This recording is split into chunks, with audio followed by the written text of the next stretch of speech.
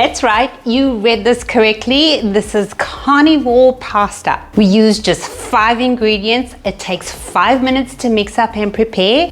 I need another hand because then it takes 15 minutes to cook, and in 20 minutes you can have carnivore pasta. You don't only have to use this recipe as a carnivore pasta. You can make several things with this pasta sheet. I'm going to leave a link in the description box for you where you can access all those recipes. Also, this is a modified version of a very old recipe of mine. It's called Pasta 2.0. And if you are vegetarian or you're dairy free, I'll leave a link in the description box so you can see all the alternatives I've used. Nutritional information and your shopping list is listed in the description box. There's not much more I can say about pasta. Let's get into it.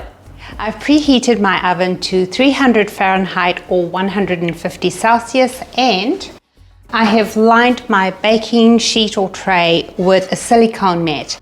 And if it doesn't fit completely inside yours, I have cut mine to fit, so you can do that as well.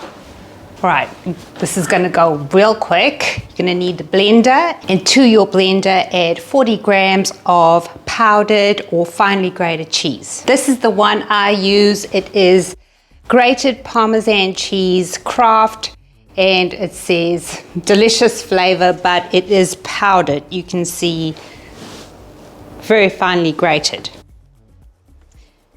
Add 3 eggs weighing about 150 grams, and your powdered cheese, 1 teaspoon of gelatin, 60 grams of cream cheese.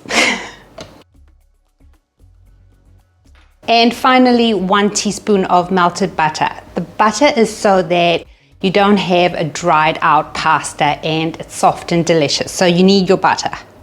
And now you're going to blend it up. You're looking for a pancake batter consistency. Nice and smooth, but a little bit thick.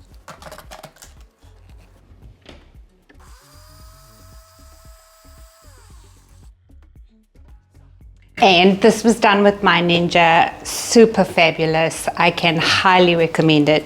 And in 10 seconds, your batter's ready. Grab your lined baking sheet or tray. Try to make sure that there is a bit of a lip on your tray, just so that there's no spillage. And we're going to pour this onto your silicone mat.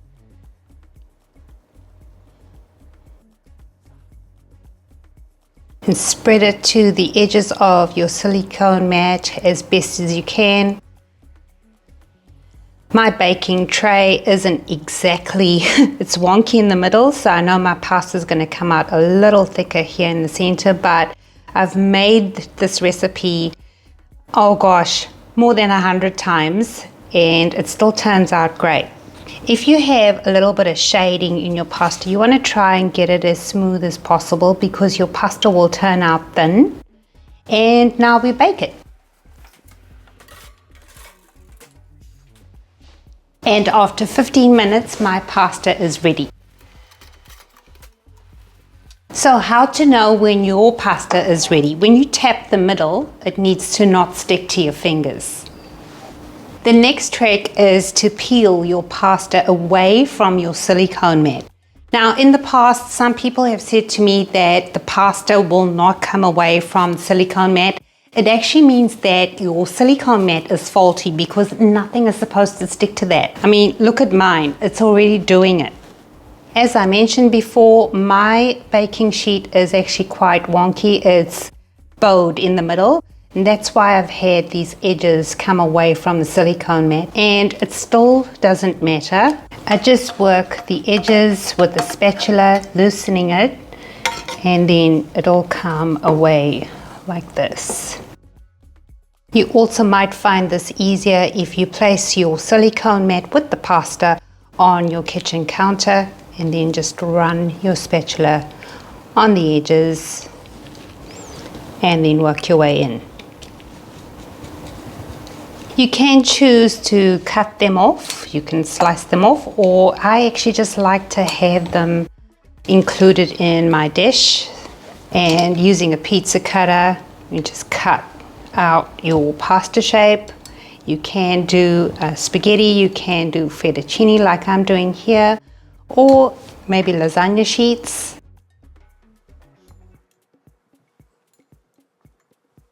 And when you're done, look, you have carnivore pasta.